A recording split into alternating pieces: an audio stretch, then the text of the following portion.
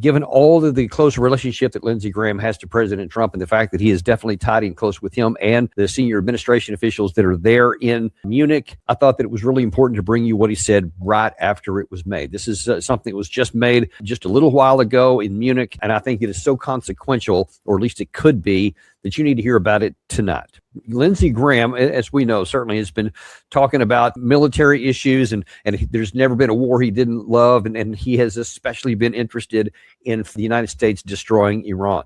But the language and the veracity with which he was going after it here is as strong as I have ever seen. And I think that given the fact that there is another aircraft carrier strike group heading to the region, that there have been over 150 C-17 and C-5 transport aircraft, dozens and dozens of F-35, F-18s, F-16s that have been to the region, literally thousands of air defense and air offense missiles that have been sent to the region. Given all of that, it seems very, very likely that what he's describing here is going to work. I'm going to play just a piece of this interview and stop at a couple of key points here. What do the people want? They want the oppression to end.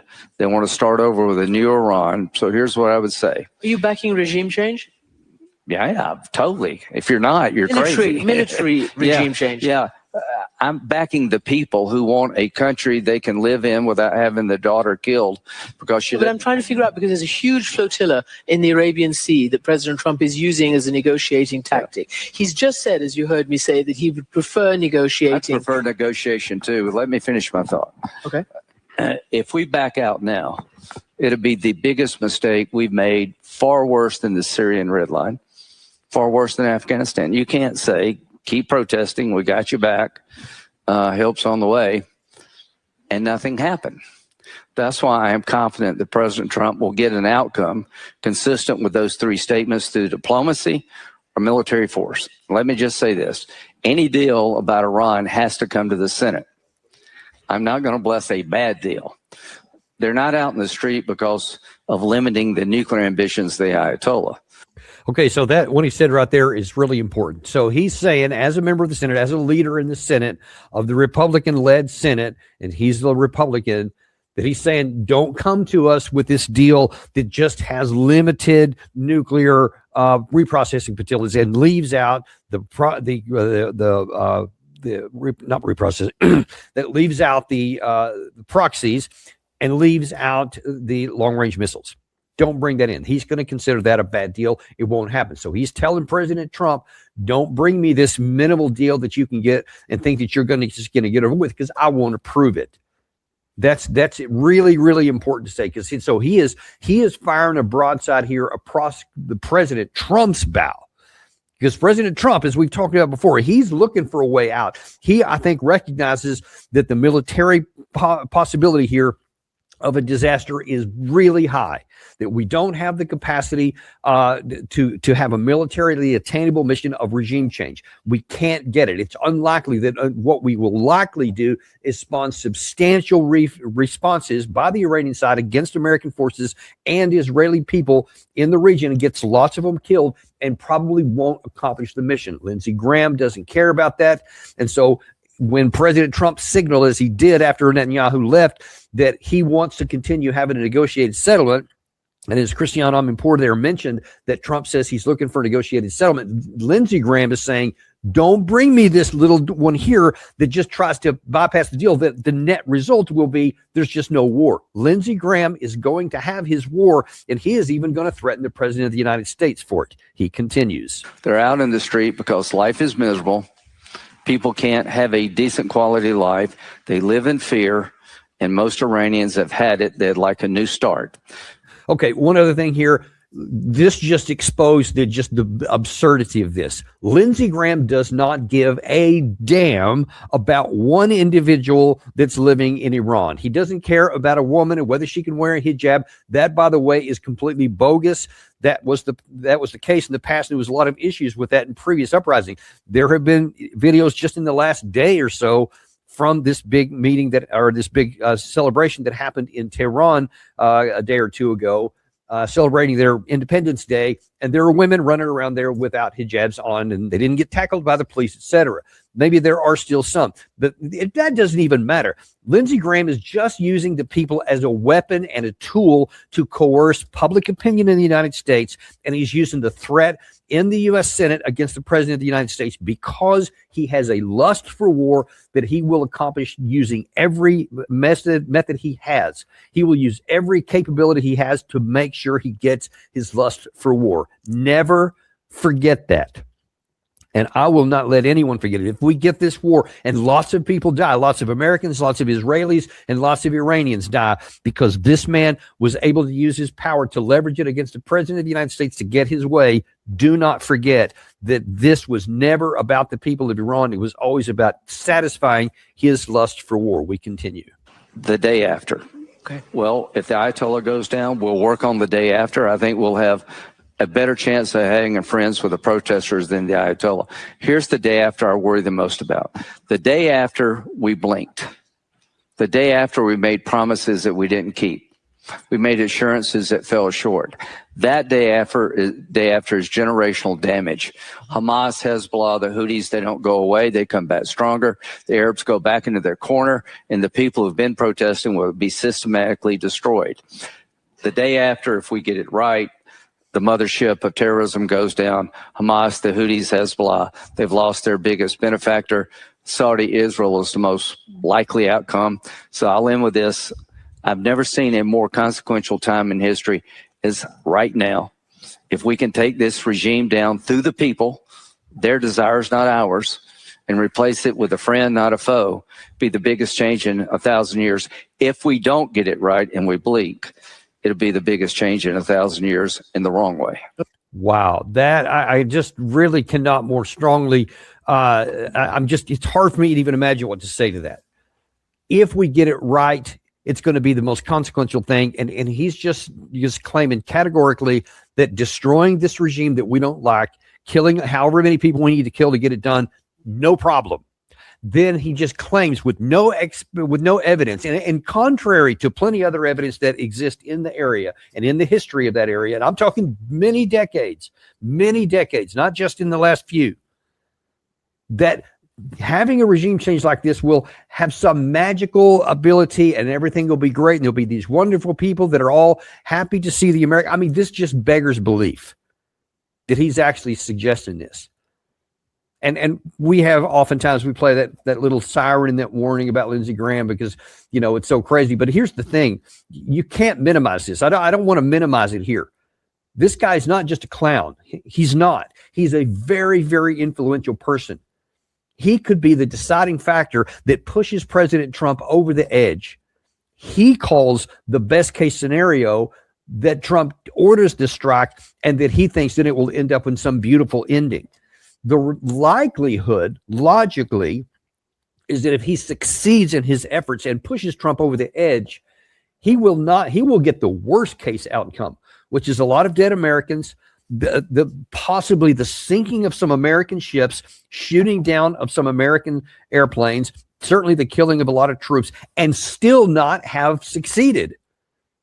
We don't have enough combat power, likely, I can't predict the future either, but most likely, even with this other aircraft carrier strike group coming in, the Gerald R. Ford, that won't be enough combat power to destroy a country from the air. You don't have a ground component. You don't have somebody to go in so that you have the ground and air. That's the combined arms nature of warfare. That's the whole shock and awe thing we used in Desert Storm. Back in the day, it was air and ground and naval component, all of it together. That's what caused the effect here. We see it on both sides of the Russian-Ukraine war. It's combined arms. The way that the troops are fought in the ground, in the air, and periodically in the sea with the Russian Navy, all of those things combined. It is almost impossible to suggest. You have to get extremely lucky, and I don't think that there's going to be any luck, to just go in with a heavy air component and then win the war. This has been disproven so many times. And just logically and rationally, it would have to be a 1 in a million shot that it works. And you're banking everything on a 1 in a million shot. The most likely case, 97%, 99% probability, is that you kill a lot of people You blow up a lot of stuff, but you don't bring the country down. You don't destroy all of the regime. You don't take out all the missiles. And a lot of them are going to fire and kill Americans who otherwise would never die. Kill a lot of Israelis who otherwise would never die. Blow up targets in allegedly our ally that we want to protect. And that yet by taking this action, we could actually initiate them getting killed. If we don't launch this, they won't die.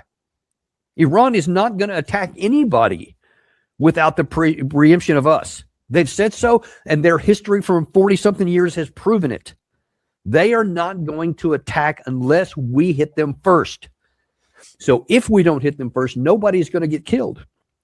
If we do, likely a lot of them. That's how consequential this is. This could literally bring down the American empire. If we try this is what Lindsey Graham won't even contemplate, won't even consider it.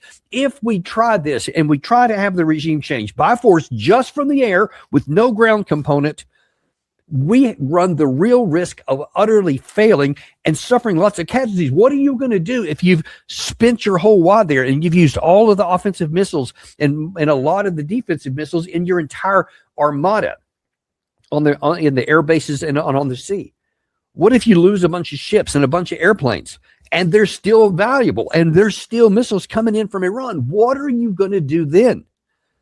Are you going to declare a full war? Are you going to mobilize our armed forces and send in a ground component? You realize that would take months to get all that assembled. And you're doing it under fire while we're still getting shot, while our Israeli allies are still getting shot? That's insane.